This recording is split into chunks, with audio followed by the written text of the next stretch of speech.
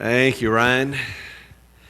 I like these guys leading these songs, and I like the fact that we have so many, and we have a different variety, and guys are throwing newer songs out there, and that's just, I appreciate that. Appreciate every bit of it. Appreciate you joining in the song service. Kindly keeps it vitalized and revitalized, and certainly appreciate that. For those that are visiting, we appreciate you being here. We have a good crowd.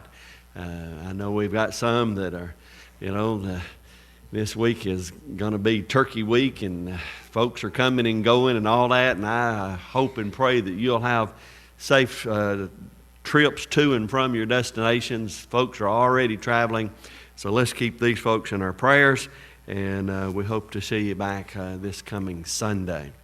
As a gospel preacher, and the guy that stands up here quite often, I get in trouble. You'd be surprised how much trouble I get into, Tommy. You really would be. I get in trouble for making announcements and for not making announcements. If I say there is a shower, I wasn't supposed to. If I said there wasn't a shower, there was supposed to be one. If I say somebody's getting married, I've told it before the family knew it.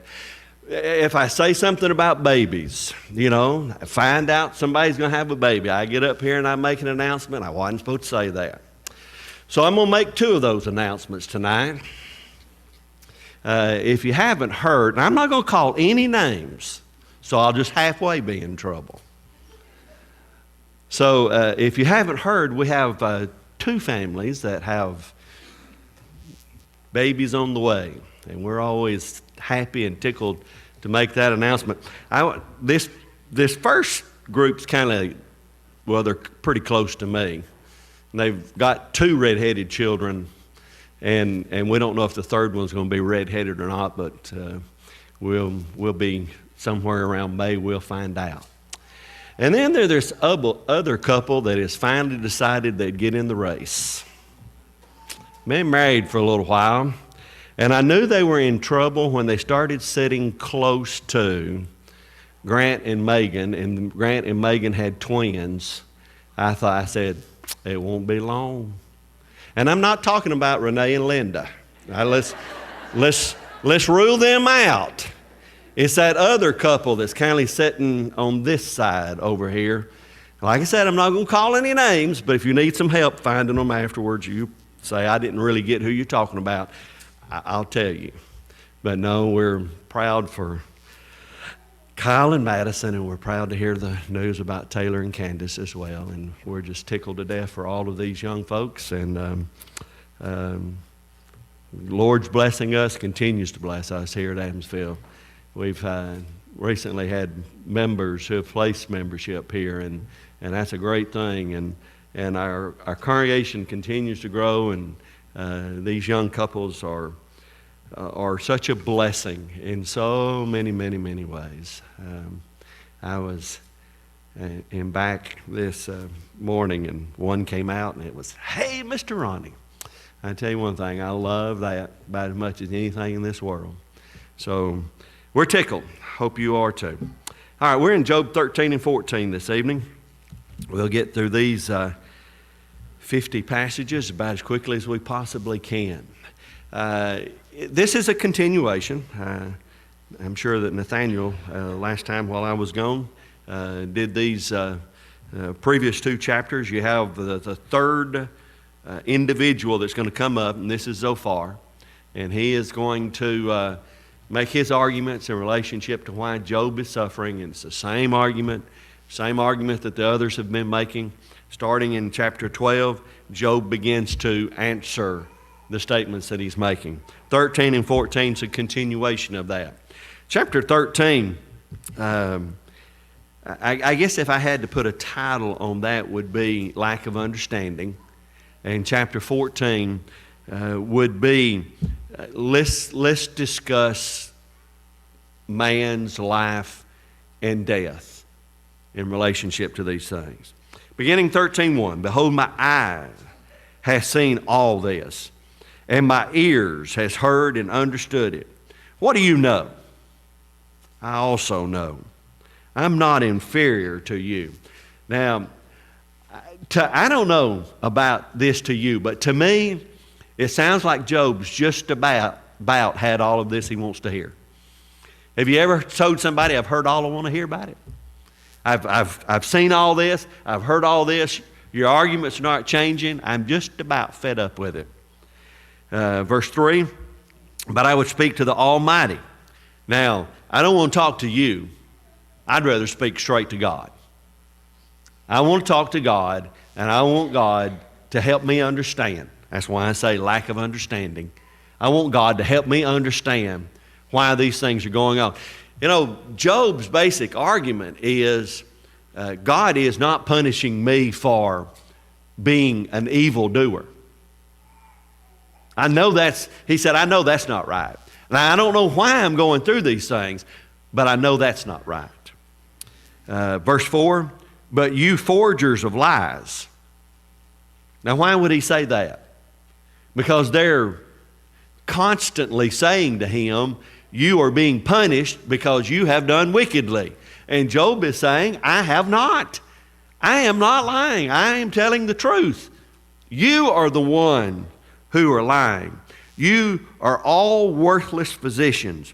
Oh, that you would be silenced, and it would be your wisdom. Now hear my reasoning, and hear the pleadings of my lip. Will you speak wickedly of God? To me, that's a great argument in relationship to what Job is saying about his friends. Friends are using the argument, God's punishing you because you're wicked. Job is saying, God has promised to bless me for being righteous. I'm a righteous man. You're lying about God. Are you going to speak to me and speak deceitfully of God to me? I'm not going to stand here and listen to this. I'm just not. And talk deceitfully of Him. Will you show partiality for Him? Will you contend for God? Will it be when He searches you out? Or can you mock Him as one mocks a man? I think this shows the respect that Job had for God and the respect that Job thought others should have for God. And at this point in time, that was probably true. A deep respect for God. You know, I'm not so old that I can't remember growing up and growing up with kids of differing denominations. They may not have looked at the Bible and viewed certain aspects of the Bible the same way that I did. But morally speaking, most of the kids I grew up around were good kids. And I believe just about all of us old folks can say that. There were methods and manners and morals that were taught in relationship to those things. And to mock God, that's just something you didn't do. How times have changed. And not for the better. Man will mock God today at the drop of a hat. Comedians think it's so funny to make malicious jokes, poke fun at God. Poke fun at the thought of a heaven or hell. Poke fun at God and rules and regulations. It's so sad. Verse 10, He will surely rebuke you if you secretly show partiality. Will not His excellence make you afraid and the dread of Him fall upon you? Your platitudes are proverbs of ashes, and your defenses are defenses of clay. Hold your peace with me, and let me speak. Then let come on me what may. Job again reaffirms the fact that I'm willing to accept the responsibility for what I've done. But you're laying blame at my doorstep that shouldn't be there. Why do I take my flesh in my teeth and put my life in my hands? Though He slay me, yet will I trust Him. Wow. You need to underline verse 15. Here's an important lesson. And I wished I had time just to stop here and preach for about 30 minutes on the fact of Do we truly trust God, or do we trust God when we want to trust God? When everything is going the way that we think it ought to go, oh, praise God. What a wonderful God. He's just wonderful. But let adversity come to us. Let someone that we love die. How are you going to deal with it? Let someone that we love get sick. How are you going to deal with it? And too often, it's sad that we see individuals that instead of saying, though he slay me, I'll trust him. It's when these adversities come my way, I'm going to blame God. And that is sad. Even so, I'll defend my own ways before him. He also shall be my salvation, for a hypocrite could not come before him. Listen carefully to my speech and to my declaration with your ears. See now, I have prepared my case. I know that I shall be vindicated. Who is he who will contend with me? If now I hold my tongue, I perish. And the next few verses, going through the end of the chapter, it's more or less a prayer. And it's a despondent prayer that Job says, only two things do not do to me, then I will hide myself from you. Withdraw your hand far from me, and let not the dread of you make me afraid. Just leave me alone. Just let me die, and I will accept those things. Then call, and I'll answer, or let me speak, then you respond to me. How many are my iniquities and sins? Make me know my transgression and my sin. Why do you hide your face from me? Job's like, here's the important question to me. I'm not blaming you. I just don't understand what's going on. And if you'll tell me, I'll accept it. Tell me how many sins I've got. Hey, name my transgressions. Put a number on the sins. I'll accept those things. But instead, Job felt like, you've hid your face from me. Look at verse 24. Why do you hide your face and regard me as an enemy? Will you frighten a leaf driven to and fro, and will you pursue dry stubble? For you write bitterness against me and make me inherit the iniquities of my youth. You put my feet in the stocks and watch closely all my paths. You set a limit for the soles of my feet. Man decays like a rotten thing, like a garment that is moth-eaten. Now, if you don't think he's despondent, he's in despair. And the tap root of all of it is a lack of understanding. Now, he's going to switch gear, and he's going to center his argument on life and death. Verse 14, verse 1, or chapter 14, verse 1. Man who is born of woman. And I've often thought about this, but is his definition of man and the brevity of life, is it slanted toward what he's feeling right now? This despondency. Listen to what he says. Man's life is a few days and full of troubles. He cometh forth like a flower and fadeth away. He flees like a shadow and does not continue. And do you open your eyes on such a one and bring me to judgment with yourselves? Who can bring a clean thing out of an unclean? No one. Since his days are determined, the numbers of his months is with you. You have appointed his limits so that he cannot pass. Look away from him that he may rest, till like a hired man he finishes his day. For there is hope for a tree, if it is cut down, that it will sprout again, and that its tender shoots will not cease. Though its root may grow old in the earth, and its stump may die in the ground, yet at the scent of water it will bud and bring forth branches like a plant. But man dies and is laid away.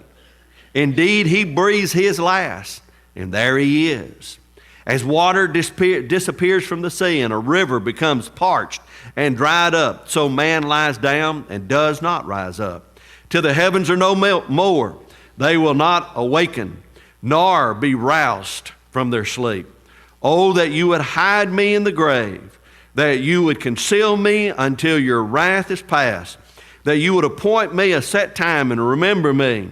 If man dies, shall he live again? That's the question.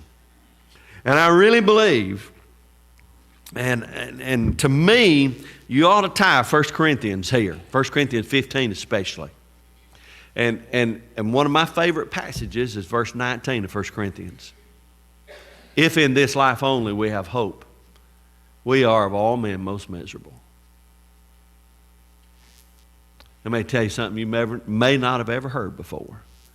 Life is not fair.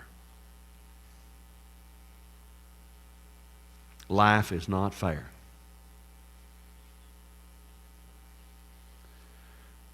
Now let me tell you something truly you may not have ever thought about before. But this isn't the only life you're going to live. And in the hereafter, there's not going to be any weaknesses. There's not going to be any frailties. There's not going to be any deformed hands. There's not going to be any weakness of mind. There's not going to be any weakness of back. When we are there, we're going to take on that form, that new body that's discussed in 1 Corinthians chapter 15. And we'll praise God throughout all eternity. If all we had to look forward to in this life was this life, if this was it, you know, you could walk around with a big old frown on your face and just say, man, this is terrible. Life is not fair. The person I love died. The person I love is sick. I'm sick. Brother W.T. Hamilton wrote a book after he had contracted cancer and was dying. And the title name of that book is Why Not Me? You know, so many people, when they face things like this, it's always, why me? Why me? Why me? The question should be, why not me? I'm not any different than anybody else in this world. God has not promised me to not face the diseases of this lifetime. He's not promised me that you're not going to get run over by some lunatic driving an automobile. But now here's what God has promised you. There's a better life coming. There's a perfect life coming. There's a life where we will spend all eternity praising God around His throne, singing and glorifying God. And if you're His child, that's what He's promised you. Verse 14, if a man dies, shall he live again? All the days of my heart service I will wait till my changes come. You shall call and I'll answer you. You shall desire the work of your hands, for now you number my steps, but do not watch over my sin. My transgression is sealed up in a bag, and you cover my iniquities.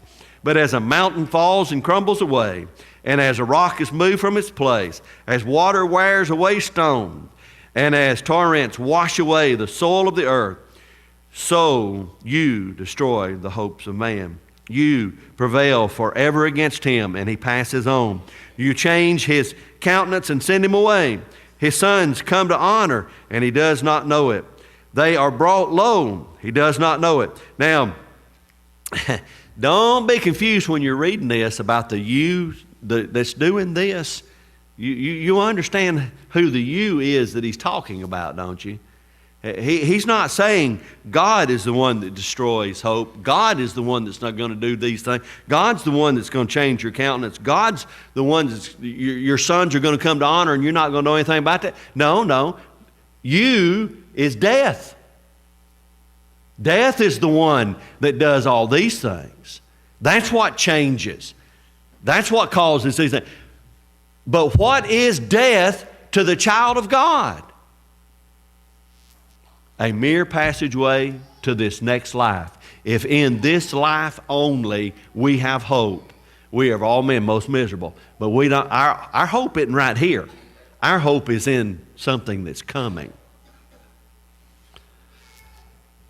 Verse 20, you prevail forever against him, and he passes on. You change his counsel and send him away. His sons come to honor, and he does not know it. They are brought low, and he does not perceive it. But his flesh will be in pain over it, and his soul will mourn over it. Yes, we mourn over death. Job, at this point in time, was probably mourning over new-made graves. 10 of them, to be exact. But you know what he said? I still trust God. I don't understand what's going on, but I don't mistrust. I'm not going to blame God. I'm just seeking for answers. And that's what we need to do. Before we reach the point that we become despondent toward God, become hard-hardened toward God, maybe it's time for us to step back and reflect and just simply ask the question, what's going on? Help me understand this thing. Help me get through these difficulties. God will. If you're here this evening and you're not his child, you can be his child. And you can have this promise. Even though Job's life, you look at Job's life and you say, well, preacher, I don't know that I want his life. Well, you don't want his life right now. No, nobody wants to have to deal with the difficulties of life. But man, give me his life in dealing with the difficulties of life. Give me the strength and the courage and the hope and the promise that's given to Job. Give me the courage to say, I'm going to trust God. I don't know what's going on, and I don't know where I'm going to end up, and I don't know how this story is going to end, but I trust God. Do you trust God? Is He your Father? Are you His child? Have you been obedient to the gospel? How?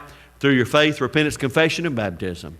Have you done those things, but have you maintained your faithfulness? Are you working in God's kingdom? Living a life, bringing glory unto God. If not, change. Make that change right now as together we stand and sing.